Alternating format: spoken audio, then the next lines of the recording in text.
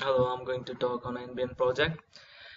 The competitors from countries with a reliable, cheap and widespread internet connection that was super fast posed a challenge. The country lagged behind on dissemination of information to educational institutions and businesses. Moreover, when businesses in the service industry were multiplying, these new generation businesses never took place in Australia. The country risked lagging behind from the transference of information promptly on the global communication network as other countries. In light of these failures, the government initiated projects to increase internet connectivity in the country. The competitiveness, future productivity, and creation of wealth were evident on the ability of a country to implement an infrastructure that was a world class. The advancement of technology played an integral role in the development of businesses and education globally, and the Australians saw an opportunity that needed to be tapped. The development of the national broadband network was necessary for the country to turn around productivity that was declining. Replacing the existing telecommunication infrastructure was mandatory to increase the speed of broadband to businesses and households. In 2009, the Government of Australia embarked in an ambitious project called Nbn to increase the speed and connectivity of broadband in businesses and households in the country. The government announced that they will establish a company interested in investing a tune of 43 billion Australian dollars for a period of 8 years. The project focused on replacing the network infrastructure that was built on copper with fiber optic cables. The government felt that it was important to construct and operate a network on wholesale. The connection was to reach 100% of the population in Australia to inspire competition, cross-subsidize, and serve rural and remote locations.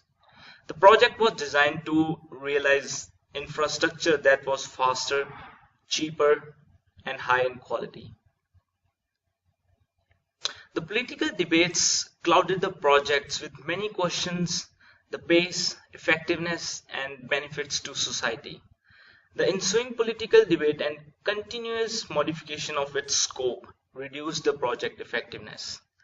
The implementation of the project proved slowly and costly to build, which raised controversy as an infrastructural deployment. The adoption and coverage rates are below the global standards. The project was estimated to serve all businesses and education institutions in the country, but only a handful was able to order a broadband services. Moreover, there was a lower subscription broadband services by the public, which was against the expectation. The uptake stood at 23%, that translated into 78k subscribers to the Nbn.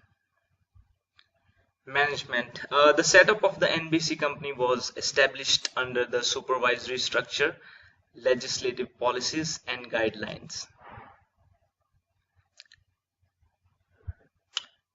During the implementation of the Nbn, issues of management structures and control of resources changed severely, which hindered the project completion.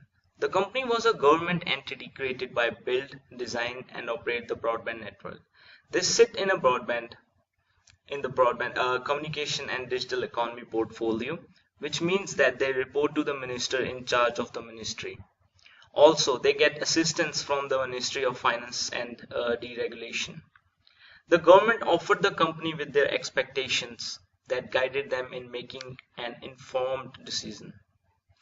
They developed a corporate plan that is detailed, thus able to set effective approach to meet the objectives. The company adhered to the goals as established in the corporate plan, but kept changing and adjusting the coverage targets inadvertently. Measurement. The measurement was good since they provided the government with detailed reports on the implementation and achieving the set metrics. These reports were reviewed by relevant authorities and stakeholders. Moreover, the company launched a new approach that measures the performance of the network from the perspective of the customer.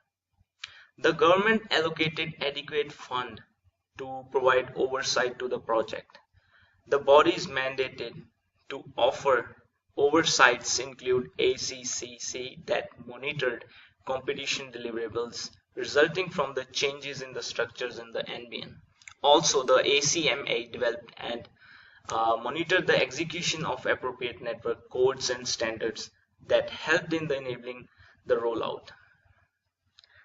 The Department of Finance and Deregulation was instrumental in the provision of funds to enhance the implementation of policy and governance advice in the company. The operation milestones did operate regularly to measure the performance indicators. Also, the company publishes continuous reports on their performance, which plays an integral role in the process evaluation. Project strategic alignment.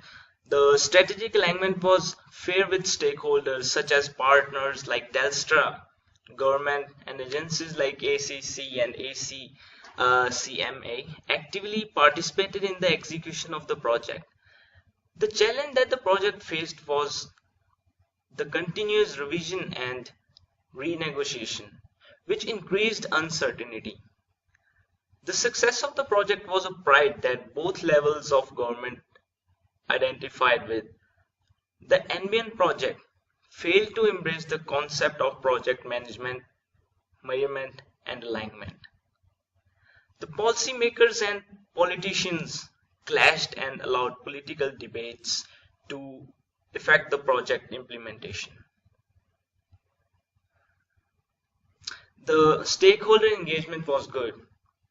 There was a fair political commitment and there was good public confidence. It's a high political support at the start of the project, but it kept on reducing with the time. And there was a lack of support which affected the project credibility. But there was a high support from the society. Well, then they were thinking the project will transform their lives. The objectives were clear, evidence was proper, and there was fairly prepared the feasibility plan. The changes in the strategic focus tainted the image, and the evidence was measured against pilot projects and global benchmarks. Problem encountered in the NBN. As noted, the project was faced with political changes.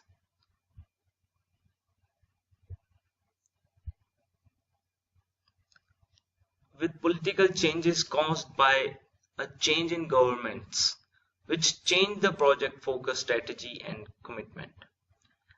The project started with a vigor as they enjoyed the political support. However, change in government meant that there was a shift in agenda. The new government felt that project was taking too long and expensive.